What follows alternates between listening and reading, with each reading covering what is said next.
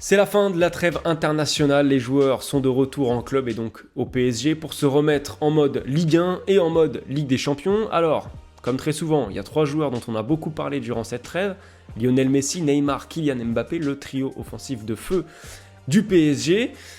Alors est-ce qu'il faut se réjouir de ce qu'on a vu d'eux durant cette trêve ou se poser des questions sur cette fin d'année très très chargée qui les attend? La réponse elle est entre les deux, je vous spoil tout de suite. On va développer ça durant cette vidéo. Alors, ce qu'on a vu d'eux déjà, c'est simple, 2 doublés pour Messi, un doublé de passes décisives pour Neymar plus un but, et un but pour Kylian Mbappé, le tout en plus de leur implication et de leur influence toujours aussi importante dans le jeu de leur équipe respective. Donc tout ça c'est rassurant, c'est dans la lignée de ce qu'on voit d'eux depuis le début de saison, et c'est évidemment lié à cette Coupe du Monde qui arrive. Ils ont une grosse carotte, la Coupe du Monde, qu'ils veulent tous remporter, qu'ils ont tous les moyens de remporter avec leur sélection, le Brésil, la France, l'Argentine. Ces 3 joueurs-là sont surmotivés, ils sont déjà en mode champion. Donc voilà, c'est pas surprenant de les voir à ce niveau-là, dans cet état de forme-là. Mais justement, combien de temps va durer cet état de forme et comment va être géré l'état de forme de ces joueurs? Eh bien, c'est une des questions qu'on se pose. Il y a 11 matchs d'ici la grande trêve internationale. Et entre ces 11 matchs, il y aura maximum 4 jours de repos pour le PSG à chaque fois. Seule exception, c'est les 2 derniers matchs de Ligue 1 avant de partir au Qatar où il y aura une petite semaine de récupération. Donc ça fait énormément de matchs, c'est un espèce de mélange entre un marathon et un sprint qu'il va falloir gérer. Pour l'instant, Christophe Galtier a très peu fait souffler ces joueurs-là, qui ont d'ailleurs très peu soufflé en sélection aussi.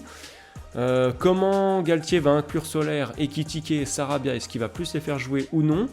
La question se pose parce que lui, il va penser à son club aussi, Galtier, avant de penser à la Coupe du Monde de l'équipe de France ou du Brésil.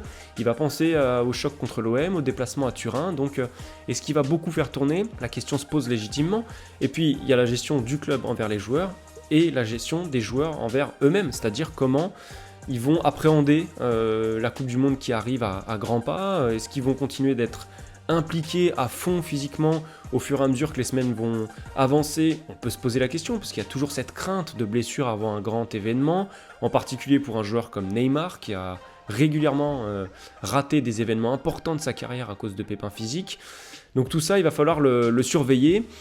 Dernière chose à surveiller, ça c'est plus une petite parenthèse, on va pas rajouter de l'huile sur le feu pour rien, ça va être des potentielles petites polémiques en interne. On a vu les propos de Mbappé durant la trêve internationale sur des critiques à peine masquées de son utilisation, de son positionnement au PSG, à voir comment ça va être géré en interne et par Galtier. Et puis on a vu cette petite moue, ce petit rire un peu ironique de Neymar quand on lui a demandé en zone mixte quelle était sa relation avec Mbappé, il n'a pas répondu, il est tout de suite parti. Bon voilà, c'est pas fait pour réchauffer l'ambiance entre les deux en tout cas, mais ça on referme vite la parenthèse, c'est pas le plus important, ce sera à surveiller quand même, et on sera là pour évidemment continuer de parler de l'actualité du PSG sur notre chaîne YouTube, sur le site, dans les prochaines semaines, jusqu'à la Coupe du Monde et après la Coupe du Monde. À très vite.